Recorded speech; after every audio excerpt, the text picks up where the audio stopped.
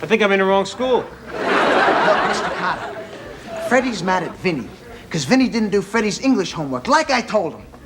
From a show banned in Boston to the president calling them Groundhogs, this beloved 70s sitcom hid bizarre secrets behind every classroom door. An 86-year-old comedy legend arrived, but was too frail to film. Actors in their late 20s played teenagers, and a theme song saved the series from a terrible title.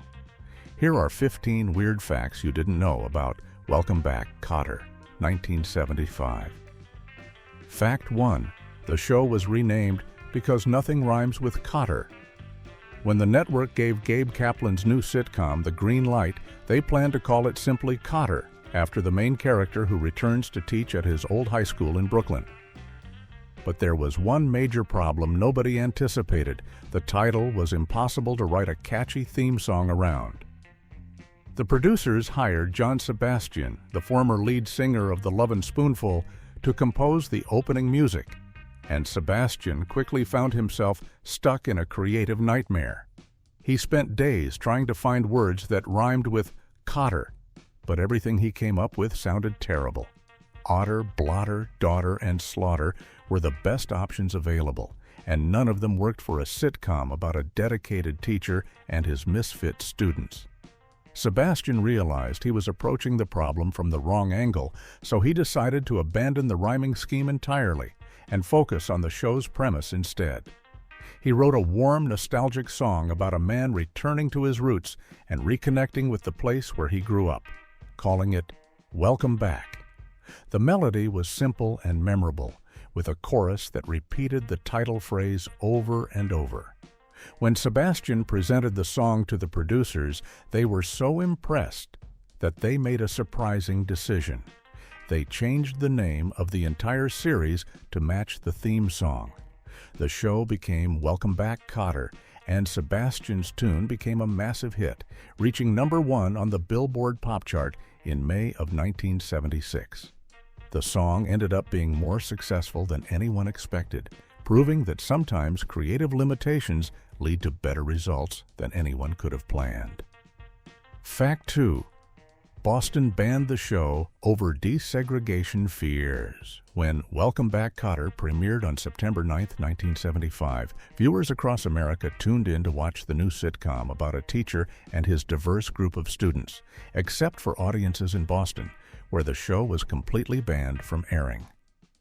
Boston's ABC affiliate, WCVB, made the controversial decision to refuse broadcasting the premiere episode, and their official explanation raised eyebrows across the television industry. The station claimed they wouldn't air the show because its cast of non-scholastic high schoolers might have an unhealthy influence on local students, suggesting that a TV show about slacker students would inspire real teenagers to become troublemakers themselves. However, the real reason behind the ban was far more serious and had everything to do with the explosive racial tensions gripping Boston at that time.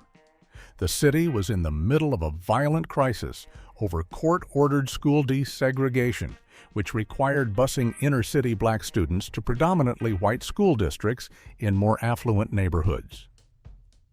Protests had erupted across Boston, and there had been numerous incidents of violence related to the forced busing program.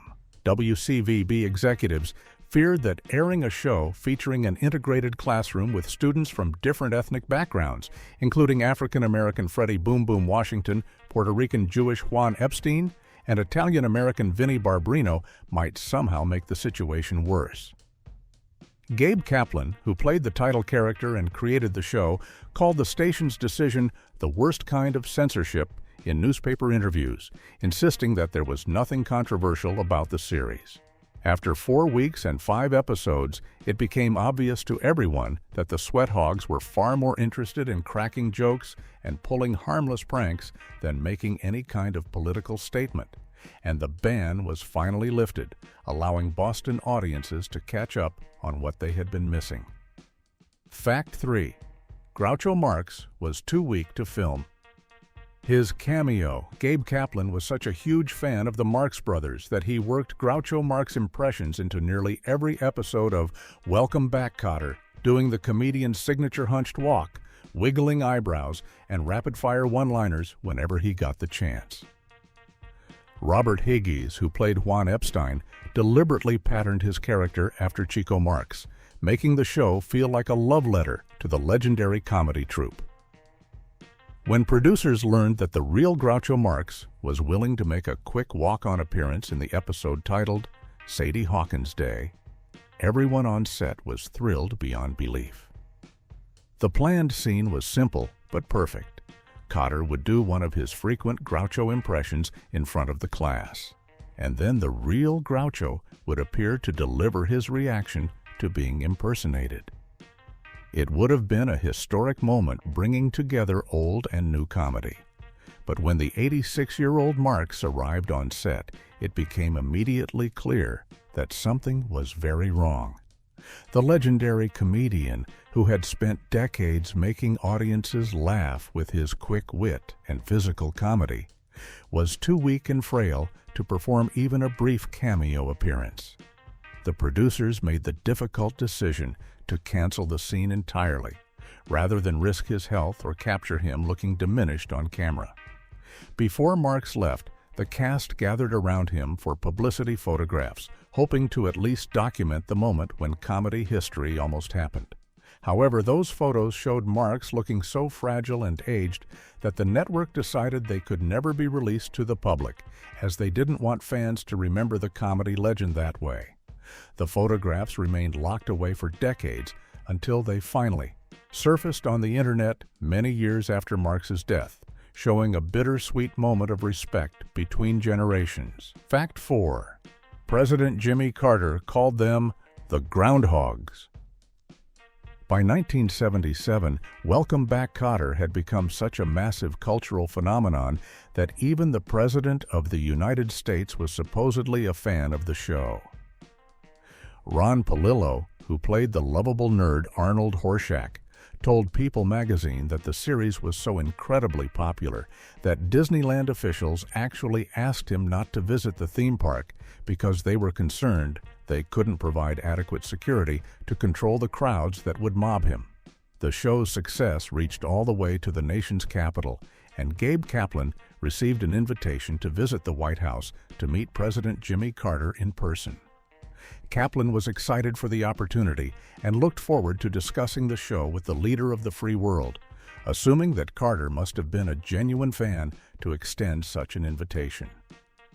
When Kaplan arrived at the White House and met President Carter face to face, the president greeted him warmly and said, "Mr. Kaplan, nice to meet you, and when you go back to California, say hello to the Groundhogs."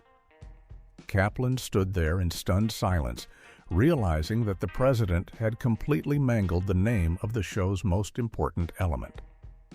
The students in Kotter's remedial class were called the Sweat Hogs, not the Groundhogs, and the mistake revealed that Carter probably had never actually watched a single episode, despite inviting the show's creator to the White House.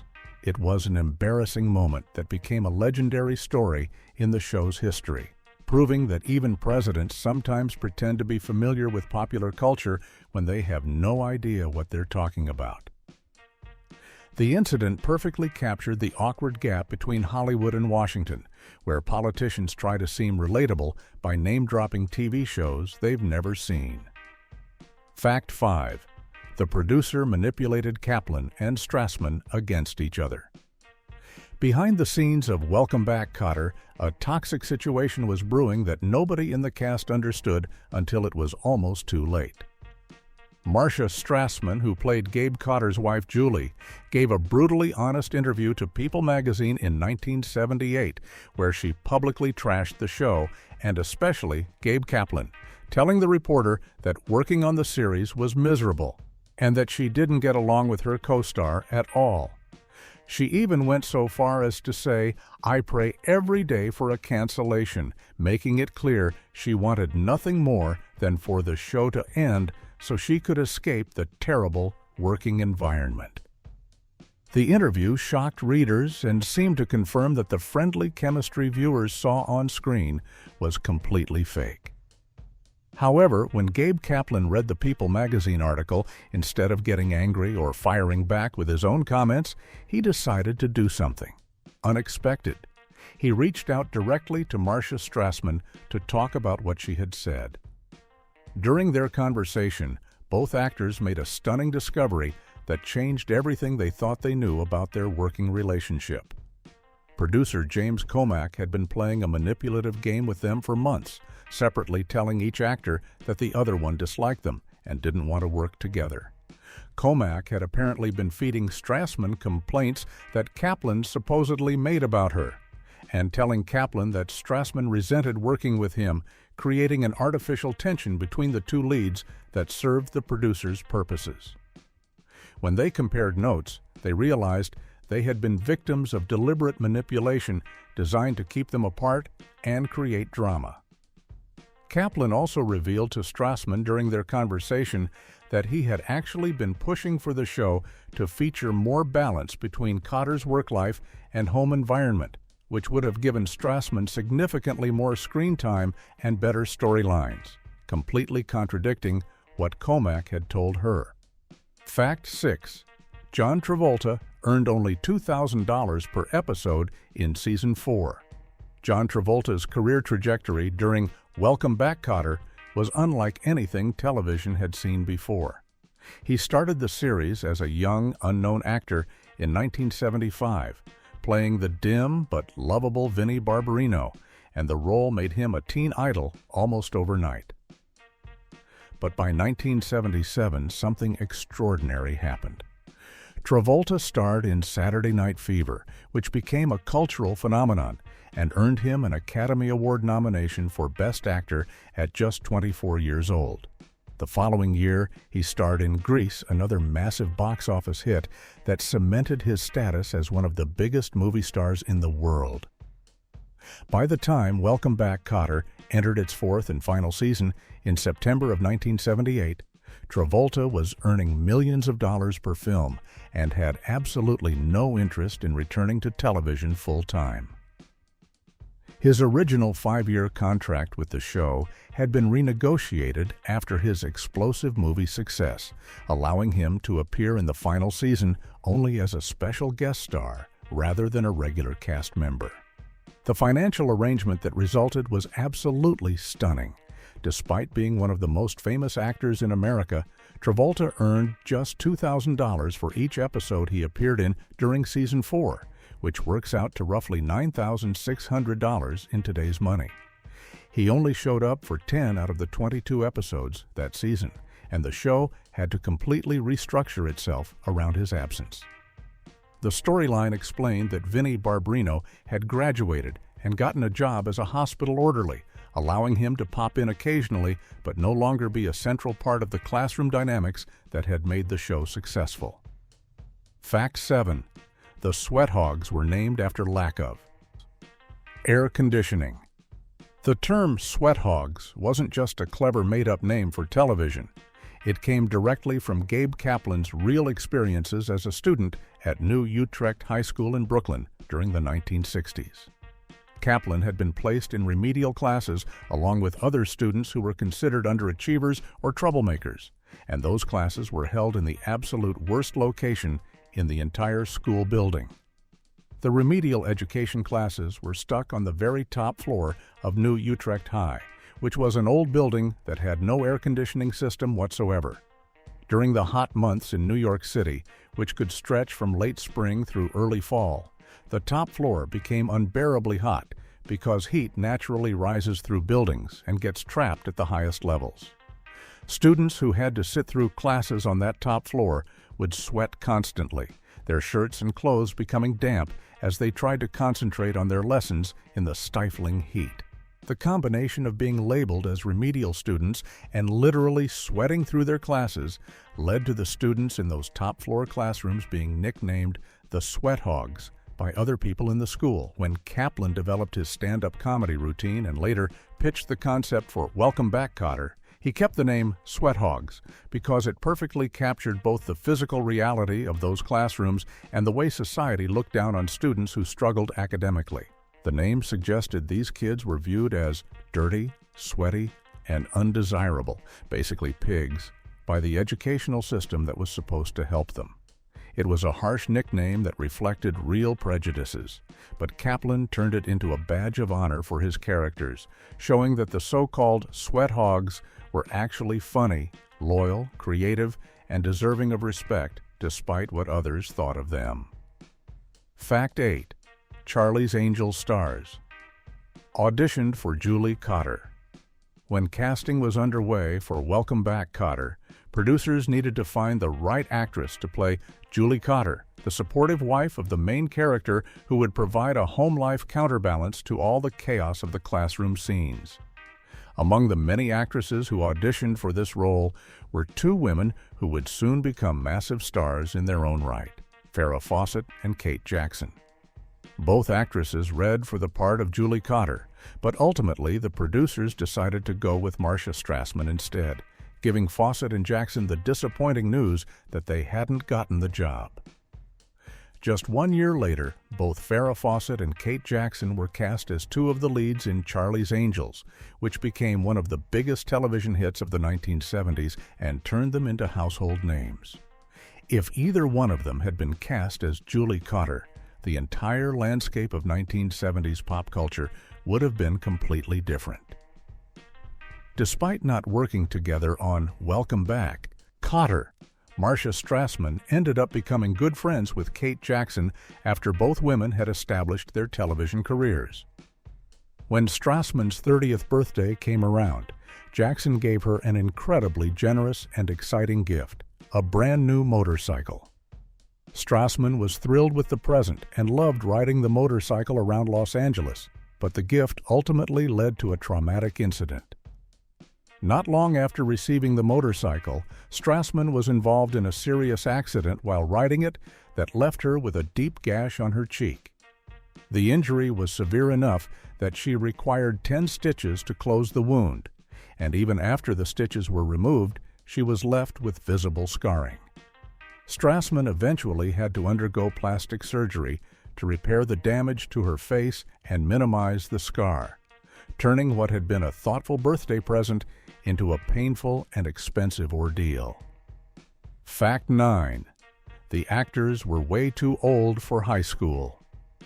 One of the biggest problems facing Welcome Back, Kotter as it moved into its later seasons was a problem that no amount of good writing or creative storytelling could fix. The actors playing high school students were simply too old to be believable in their roles anymore. When the show first premiered in 1975, the age gap between the actors and their teenage characters was already noticeable, but not completely ridiculous. Robert Higgies, who played Juan Epstein, was 24 years old when he started playing a high school student, and Ron Palillo, who played Arnold Horshack, was already 26. By the time the show reached its fourth and final season in 1978 and 79, the situation had become absurd. Ron Palillo was now 29 years old, nearly 30, still trying to play a teenager sitting in a high school classroom. Robert Higgies was 27. Lawrence Hilton Jacobs, who played Freddie Washington, was 25. And even John Travolta, the youngest of the main sweat hogs, was 24 and looking more like a movie star than a student. Gabe Kaplan himself pointed to this age problem as one of the major reasons why the show's ratings fell dramatically during the third season. The premise of keeping these characters trapped in high school for year after year simply defied all logic and made it impossible for audiences to suspend their disbelief. Kaplan had actually proposed a solution to this problem. He wanted the show to evolve by having the sweat hogs graduate from high school and then follow them to community college, where Kotter would also take a teaching position. This would have allowed the characters to age naturally and given the show room to grow and change, but the producers rejected his idea and insisted on keeping everyone in the same high school setting that had worked initially, even though it clearly wasn't working anymore. Fact 10. Italy renamed the show after Saturday Night Fever. The international distribution of Welcome Back, Kotter took some very strange turns in different countries, but nowhere was the situation more bizarre than in Italy. When the show was first offered to Italian television networks in 1975 and 76, they showed no interest in purchasing it whatsoever. Italian broadcasters apparently didn't think a sitcom about American high school students and their teacher would appeal to Italian audiences, so the show never aired in Italy during its original run while it was becoming a massive hit in the United States. However, everything changed in 1977 when John Travolta starred in Saturday Night Fever, which became an absolutely massive success in Italy and across Europe. The disco film was such a cultural phenomenon in Italy that the title was translated literally as La Febbre del Sabato Sera, and Travolta became one of the most famous American actors in the country practically overnight. Italian television executives suddenly realized they had access to a sitcom starring this hugely popular movie star, and they decided they wanted to air Welcome Back, Kotter after all.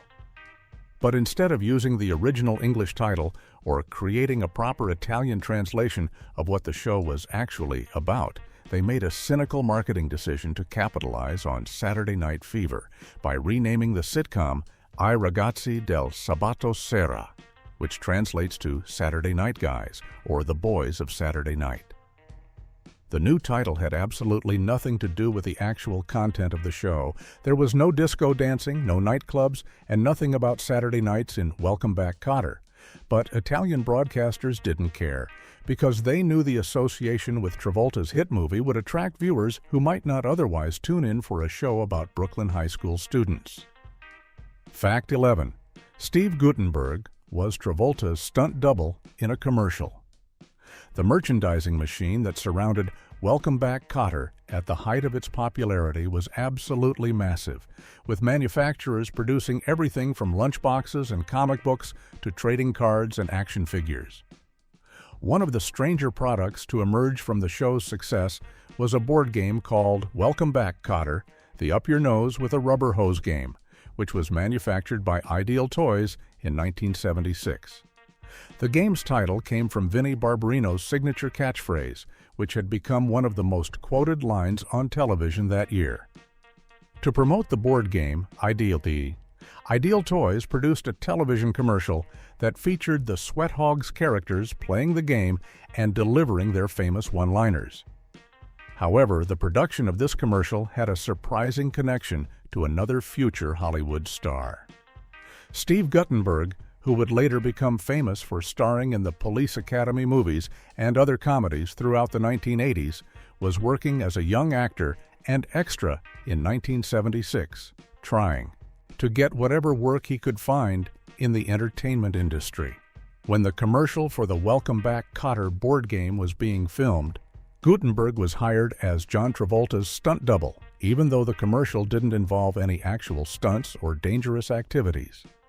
The 18-year-old Guttenberg simply stood in for Travolta during certain shots, possibly for rehearsals or technical setup, while other young actors were also involved in the production. The commercial has since become a fascinating piece of trivia because it represents one of Guttenberg's earliest professional jobs, showing him at the very beginning of his career while working in the shadow of someone who was already becoming a massive star. Fact 12, the final episode, was preempted by a presidential address. Television schedules in the 1970s were much more rigid than they are today, with shows airing at specific times on specific dates, with very few exceptions. If you missed an episode when it originally aired, your only hope was to catch a rerun during the summer months or wait for syndication, since there were no recording devices in most homes and certainly no streaming services. This made it especially frustrating when scheduled episodes were suddenly preempted by breaking news or special programming, causing viewers to miss out on storylines they had been waiting to see. Welcome Back, Kotter suffered from this exact problem with what was supposed to be one of its final episodes. The episode titled Ooh, Ooh, I Do was scheduled to broadcast on May 25, 1979, during the show's fourth and final season. The episode would have aired during the show's normal time slot, and fans were expecting to tune in as usual to watch the latest adventures of Kotter and the Sweat Hogs. However, the episode never made it to air on that scheduled date because of a last-minute change in programming. President Jimmy Carter decided to give a nationally televised press conference to address the ongoing fuel crisis that was affecting America at that time. Gasoline shortages and long lines at gas stations had become a major issue across the country, and the president felt it was important to speak directly to the American people about the situation. Carter's press conference took over the scheduled programming across all the major networks, including ABC, where Welcome Back, Kotter aired, bumping the sitcom episode to a later date. For a show that was already struggling in the ratings and would end its run just a few weeks later, losing that time slot to a presidential address felt like one more sign that the series had run its course. Fact 13. Gloria Swanson auditioned to play the principal. The casting process for Welcome Back, Kotter included some truly surprising names that most people never knew about. Among the many actors who auditioned for roles on the show was Gloria Swanson, one of the most legendary actresses in Hollywood history. Swanson had been a massive silent film star during the 1920s and had famously made a comeback in the 1950s with her iconic role as faded silent film star Norma Desmond in Sunset Boulevard, which earned her an Academy Award nomination. By the time Welcome Back, Kotter was being cast in the mid-1970s, Swanson was in her late 70s, but apparently still interested in working in television.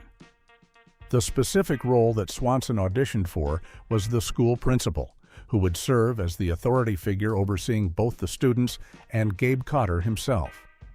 Having a Hollywood legend like Gloria Swanson playing the principal would have given the show an entirely different energy, potentially adding gravitas and star power to a role that was meant to represent institutional authority. However, the audition ultimately didn't work out, and not because Swanson gave a bad reading. Instead, the producers made a significant decision to change the gender of the character entirely. They decided that instead of having a female principal, they would rewrite the role as a male vice principal, which would allow for different dynamics with the male teacher and the predominantly male student cast. The role was retitled as Vice Principal Michael Woodman and went to actor John Sylvester White, who made the character into one of the show's most memorable elements. White played Woodman as a curmudgeonly bureaucrat who had no faith in the Sweat Hogs and couldn't believe that Kotter, who had once been a troublemaker himself, was now a colleague. Fact 14. All characters were based on real people. What made Welcome Back, Kotter feel authentic and grounded despite its over-the-top comedy was that every single one of the main student characters was inspired by real people that Gabe Kaplan had known during his own high school years at New Utrecht High School in Brooklyn. Kaplan didn't just make up funny character types or pull stereotypes out of thin air. He drew directly from his memories of actual classmates, friends, and fellow students who had been in the remedial classes with him during the 1960s. The character of Vinnie Barbarino, the smooth-talking but intellectually challenged ladies' man played by John Travolta, was actually a combination of two different people from Kaplan's past. One was a fellow Sweat Hog student named Eddie LeCarry, and the other was a tough kid named Joey Colucci, that executive producer Alan Sachs had known during junior high school. Freddie Boom Boom Washington, the ultra-cool character played by Lawrence Hilton Jacobs, was based on a student named Freddie Ferdy Payton, who apparently had that same smooth personality and confident demeanor. Juan Epstein, the Puerto Rican Jewish hustler played by Robert Hagees, was inspired by a student who went by the nickname Epstein the Animal, combining toughness with his mixed cultural heritage. But perhaps the most surprising real-life inspiration was Arnold Horshack, the nerdy class clown with the distinctive honking laugh. According to Kaplan, there was actually a student at his high school whose real name was Arnold Horshack, and that student had many of the same awkward, eager-to-please characteristics that Ron Palillo brought to the television version. Kaplan has said in interviews that all of these real people from his past inspired not just the names and basic personalities, but also many of the specific mannerisms, catchphrases, and behaviors that made each Sweat Hog character memorable and distinct. Fact 15. A failed spin-off. Had only 5 episodes, television networks during the 1970s were constantly trying to create spin-off series from their successful shows, hoping to replicate the ratings success and create entire programming blocks built around connected universes. Welcome Back, Kotter was no exception to this trend, and producers seriously considered at least 3 different potential spin-off concepts over the show's 4-year run. The only spin-off that actually made it to air was called Mr. T and Tina, which seemed like an odd choice given that the character at its center had appeared in only a single episode of Welcome Back, Kotter. The show starred Pat Morita, who was better known at the time for playing Arnold on Happy Days in the role of Taro Takahashi, Orloi Buhula, a brilliant Japanese inventor who went by the nickname Mr. T for short. Morita had played this character in a 1976 episode of Kotter called Career Day, where various professionals visited the school to talk to students about different occupations. Someone apparently thought this minor character had enough potential to carry his own series, so Mr. T and Tina was developed with Morita reprising the role alongside Susan Blanchard, who played his live-in American nanny. The show premiered on ABC in September of 1976, right in the middle of Welcome Back, Kotter's peak popularity, but audiences and critics immediately rejected it. The series was criticized for relying on ethnic stereotypes and forced culture clash humor that felt dated even by 1970s standards. Mr. T and Tina lasted only 5 episodes before ABC pulled the plug on it, making it one of the shortest-lived spin-offs of that era. The failure didn't stop producers from trying again, as there was also a backdoor pilot episode focusing on Arnold Horshack's family that would have been called Horshack, but that spin-off never made it past the planning stages.